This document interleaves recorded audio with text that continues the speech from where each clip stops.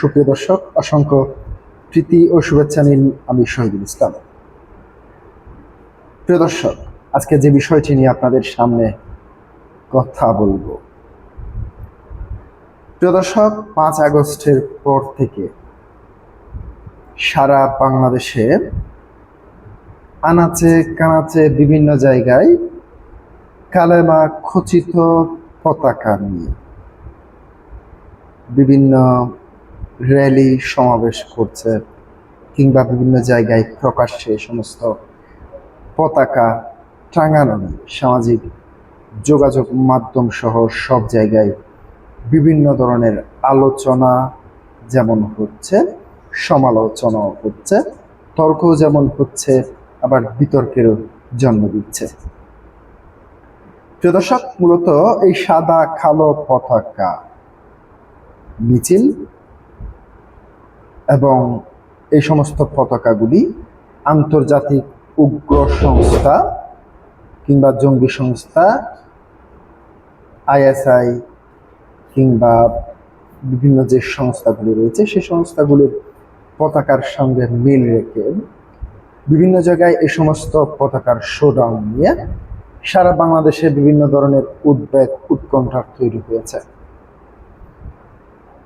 প্রিয় দর্শক, বেশ কয়েকদিন আগেই টেকনাফে এই ধরনের একটি মিছিল এবং আরো কয়েকটি জেলায় হলেও সর্বশেষ ফরিদপুরে এই ধরনের একটি মিছিল দেখা গিয়েছে। প্রিয় দর্শক, এই কালেমা খচিত পতাকা দিয়ে মিছিল করা কিংবা এর প্রেক্ষিতে বাংলাদেশে বিদেশিদের কাছে ভাবমূর্তি কতটুকু উজ্জ্বল হচ্ছে কিংবা কতটুকু সমালোচনার জন্ম দিচ্ছে, আজকে আমি সে বিষয়টি নিয়ে আপনাদের সামনে আলোচনা করব। প্রিয় দর্শক, আমি প্রথম আলো থেকে একটি কলাম আপনাদের সামনে পড়ছি। সেই কলামের লেখক নাদিম মাহমুদ মতামত হিসেবে সাদা কালো পতাকা মিছিল নিয়ে সরকারের অবস্থান কি। বাংলাদেশের বিভিন্ন পাবলিক বিশ্ববিদ্যালয়ের শিক্ষকদের সাদা, নীল, হলুদ, সোনালী রঙের সংগঠন আছে। মূলত এই রঙের মধ্য দিয়ে বোঝানো হয় বিশ্ববিদ্যালয়ের শিক্ষকেরা কে কোন রাজনীতির সঙ্গে জড়িত। বিশ্ববিদ্যালয়ের শিক্ষকদের মতোই বিশ্বের উগ্রবাদী সংগঠনগুলোর মধ্যেও রঙের ব্যবহার রয়েছে। মূলত রংবাহী পতাকার মাধ্যমে প্রকাশিত হয় কে কোন উগ্রবাদী সংগঠনের সদস্য। বিশ্বের অন্যান্য দেশের মতো বাংলাদেশেও উগ্রবাদী সংগঠনগুলো আইনগতভাবে নিষিদ্ধ। গণমাধ্যমের খবর বলছে, রাজধানীর ঢাকা সহ দেশের বিভিন্ন প্রান্তে ইসলামের কালেমা তৈয়বা লা ইলাহা ইল্লাল্লাহ মুহাম্মাদুর রাসূলুল্লাহ খচিত সাদা পতাকা একদল মানুষের রাস্তার পাশে টাঙানো শুরু করেছে। কোথাও কোথাও এই নিয়ে মিছিল হয়েছে।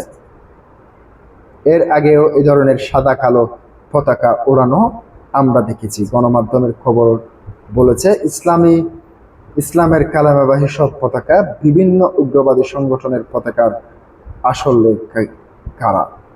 কারা। দিন দুপুরে প্রকাশ্যে এসব পতাকা নিয়ে শোডাউন হচ্ছে।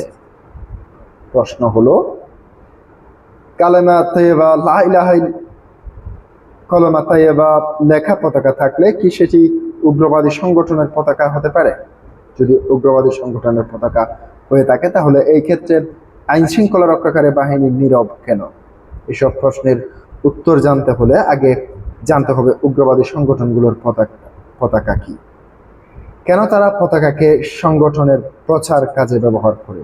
দ্য গ্লোবাল ইমাম কাউন্সিল জিআইসি থেকে প্রকাশিত সিম্বল সহ অব টেরর নামের বইতে উগ্রবাদী সংগঠনগুলোর পতাকাগুলো নিয়ে বিস্তারিত আলোচনা করা হয়েছে। সেই বইতে কানাডার আইন শৃঙ্খলা রক্ষাকারী বাহিনীর সাধারণের সচেতনতার জন্য ফেডারেল হিসেবে ব্যবহার করে।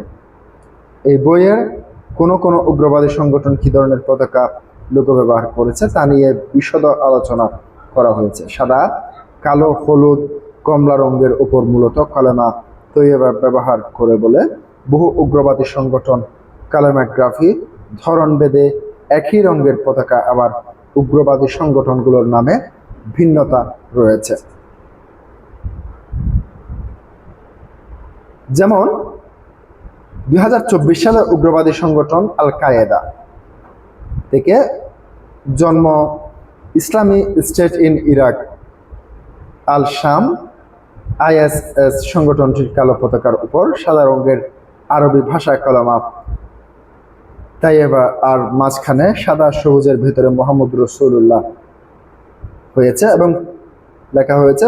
পতাকাটি IS এর বিভিন্ন আঞ্চলিক সংগঠন ব্যবহার করে থাকে, যেমন নাইজেরিয়ার বোকো হারাম, ফিলিপাইনের আবু সায়াফ গ্রুপ, ASG, আল জাজিরার আল কায়েস ইসলামী, মাগরিব সহ বিভিন্ন দেশের উগ্রবাদীরা ব্যবহার করে থাকে।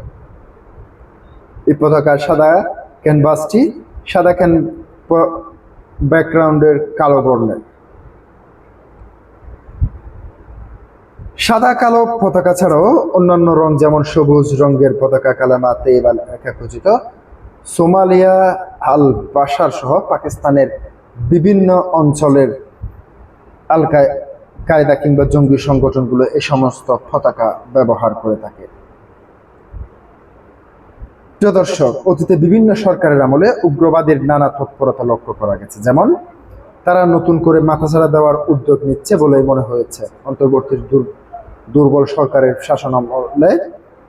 শাসন ব্যবস্থায় না হয় উগ্রবাদী সংগঠনগুলো পুষ্টবান হয়েছে, কিন্তু একটি নির্বাচিত সরকারের কাছে নিশ্চিত তারা প্রশ্রয় পাবে না। সরকারের উচিত হবে দ্রুত এ বিষয়ে পদক্ষেপ নেওয়া এবং গোয়েন্দা তৎপরতা বাড়ানো। আমরা চাই না বাংলাদেশের বহির্বিশ্বের মানুষ উগ্রবাদীর আশ্রয়স্থল হিসেবে চিনি। বিনিয়োগ বন্ধ হয়ে অর্থনীতির বড় ক্ষতি হোক, সাদা কালো পতাকা মিছিল নিয়ে সারা সরকারের অবস্থা কি তা বোঝা যাচ্ছে না। কোনো অঘটন ঘটার আগে সরকারের সতর্ক হতে হবে, কার্যকর ব্যবস্থা গ্রহণ করতে হবে। প্রিয় দর্শক, আজকে পর্যন্তই। আসসালামু আলাইকুম ওয়া রাহমাতুল্লাহ।